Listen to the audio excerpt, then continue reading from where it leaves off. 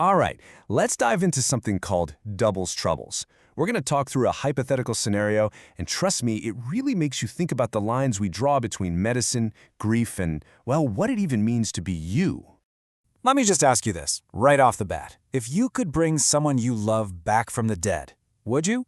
I mean, your first instinct is probably, of course, right? But what if it's not that simple? We're about to see just how complicated that yes can get. Okay, so our story starts here, with the wife's desperate wish. This is a hypothetical case, remember, but it sets up a huge ethical problem. So picture this. A guy, only 37 years old, gets rushed to the ER. I mean, he's young, right? Supposed to have his whole life ahead of him. But things are bad, really bad. He has a cardiac arrest, the doctors bring him back, but then just an hour later, it happens again, a second one. They revive him, but, the damage has already been done. So they bring in a neurologist, and the news is just grim. The prognosis is terrible. We're talking a strong chance of brain death. For all intents and purposes, medically speaking, he's gone. And this is where everything changes.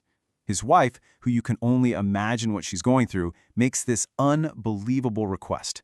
It's just so heartbreaking. She tells them, "I want my husband back." And she asks them to freeze his tissues, just hoping, that maybe someday cloning could be a real thing. Okay, so up until now, we've been talking about the original guy and his wife. But let's flip the script. I want you to imagine that you are the clone. Yeah, forget about the patient, forget about the wife's grief for a second, let's fast forward. Decades go by, the science is there, and poof, you exist. You are the result of that frozen tissue. What does the world look like through your eyes? And this is the absolute core of the problem. You have the original, the guy who lived a life, had his own friends, his own personality. And then there's you, the double. And you weren't created to be a new person. You were created to be a replacement. Think about that. So yeah, that leads us right here to the crushing reality of your situation.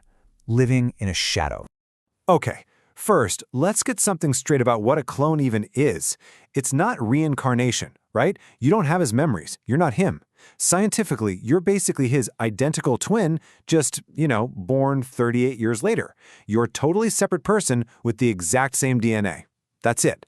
And this is where it gets really weird. Personally, it's a nightmare. Remember the wife? Well, now she's a lot older. And genetically, she's your sister-in-law. But she's the reason you exist, and she wanted her husband back. So what do? Could you be her husband?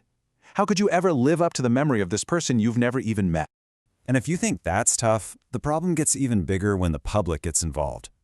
Let's look at two extreme examples, dictators and geniuses. All right, scenario one, the dictator's clone. Imagine you're cloned from some truly awful, feared historical figure.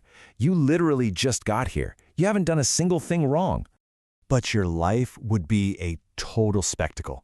Neighbors don't come over to say hi. They come to stare, to watch the dictator grow up. Kids at school are terrified of you. And you can bet the news is all over it, analyzing every little thing you do and comparing it to the horrible things your original did. Okay, so being a villain's clone is obviously awful. But what about a hero? What if you're the clone of a genius, somebody like Albert Einstein? That's gotta be better, right? Well, not exactly. The pressure is just a different kind of prison. The expectations would be through the roof. I mean, from day one, everyone is just waiting for you to be a genius, too. Your family, your teachers, the whole world is watching your grades, watching what you do, pushing you to be just like him. They're all waiting for that big aha moment that might never come. And what if it doesn't happen? What if you're just a regular person? Maybe you like soccer more than physics. Well, then you're a failure. You're the defective Einstein, the stupid one. You'd be a joke. So you see, it doesn't matter if the original was a monster or a hero, a dictator or a genius. We end up in the exact same place. And that is the trouble with doubles. Here's the bottom line, the one thing to really take away from all this. The constant point of reference is always going to be the original. And because of that, you lose your own identity. You never get to be just you. You're always a comparison, always a shadow.